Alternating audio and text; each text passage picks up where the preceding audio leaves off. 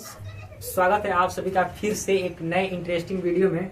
आशा करते हैं आप लोग बहुत ही अच्छे होंगे और अपना पढ़ाई बहुत ही मस्त तरीके से कर रहे होंगे।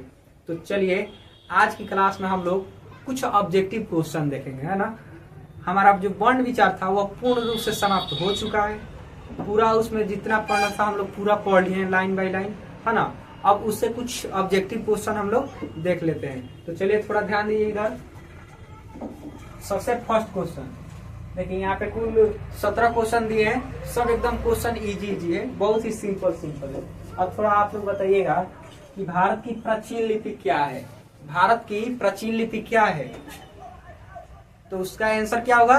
भारत की प्राचीन लिपि क्या बताया गया, ब्राह्मी लिपि। क्या बताया गया, ब्राह्मी लिपि, है ना। देखिए दूसरा, हिंदी की लिपि।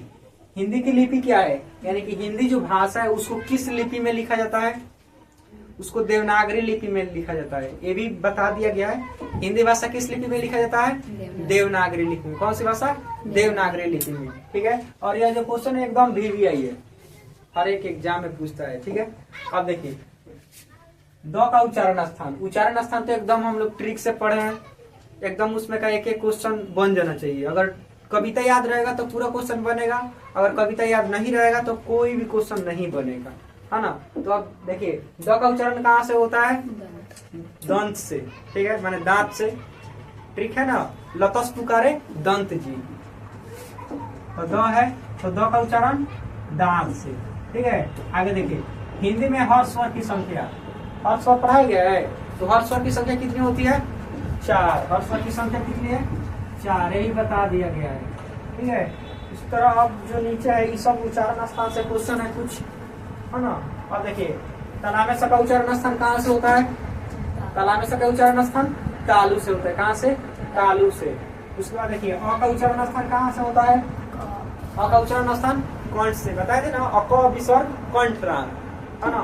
तो अ का उच्चारण स्थान कंठ से होता है। और देखिए स्वर वर्णों की कुल संख्या, स्वर वर्ण की कुल संख्या कितनी होती है, स्वर वर्णों की कुल संख्या 11 होती है। स्वर वर्णों की कुल संख्या 11। आगे देखिए र और री का उच्चारण स्थान, र और री का उच्चारण स्थान कहाँ होता है, कहाँ होता है, मूर्धा। कहाँ होता है, मूर्धा, ठीक है।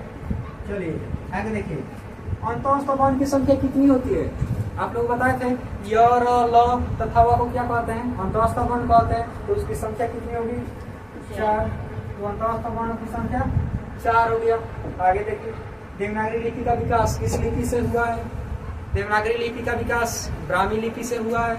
देखिए यहाँ पे जो क्वेश्चन था ना, भारत की प्राचीन लिपि क्या है, ब्राह्मी लिपि है। और ब्राह्मी लिपि से ही किसका विकास हुआ है, देवनागरी लिपि का विकास हुआ है। देखिए देवनागरी लिपि का विकास किस लिपि से हुआ है, ब्राह्मी लिपि से। आगे देखिए घ का उच्चारण स्थान।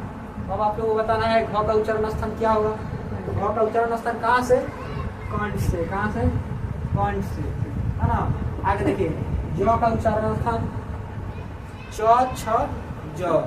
इचस भी है तालुराम, बताया था ना उसमें ट्रिक में था। इचस में क्या है ना, तो इचस भी है तालुराम, तो उसमें क्या हो गया, मैंने ज का उच्चारण स्थान कहाँ से होगा, तालु से। अगर आप लोगों को कविता याद नहीं है तो उसको जाकर बढ़िया से याद कर लीजिएगा, है ना। उससे एक भी क्वेश्चन नहीं छूटेगा, एकदम गारंटी के साथ। आगे देखिए म का उच्चारण स्थान कहाँ से होता है, क फ ब भ म।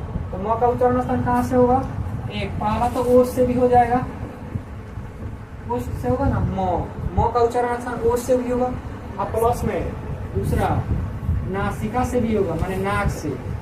आप लोग जानते हैं कविता में लिखा गया था कि नासिका से पंचमा अक्षर, यानी कि जो लास्ट वाला है, जैसे अंग य अड़ न और म, 5 को जो था इसका उच्चारण कहाँ से होता है, नाक से होता है, यानी कि नासिका से।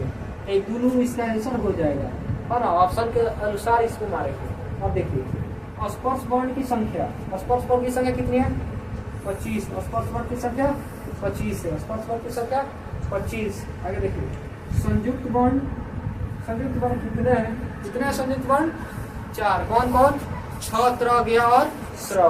तो संयुक्त वर्णों की संख्या 4, संयुक्त वर्णों की संख्या 4। आगे देखिए छ कौन सा वर्ण है, छ कौन वर्ण है, तो छ है संयुक्त वर्ण। कौन वर्ण, संयुक्त। यहाँ पे ऊपर भी है ना, छ क्या है, संयुक्त वर्ण है।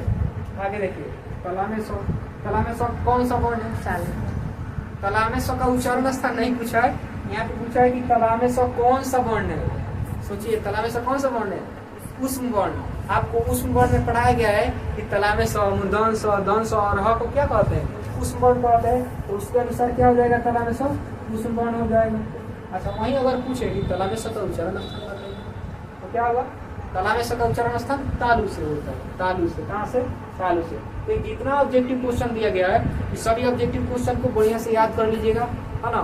और जो वर्ण विचार पढ़ाया गया है उसको पूरा बढ़िया से पढ़ लीजिएगा, उससे एक भी क्वेश्चन नहीं छूटेगा, है ना।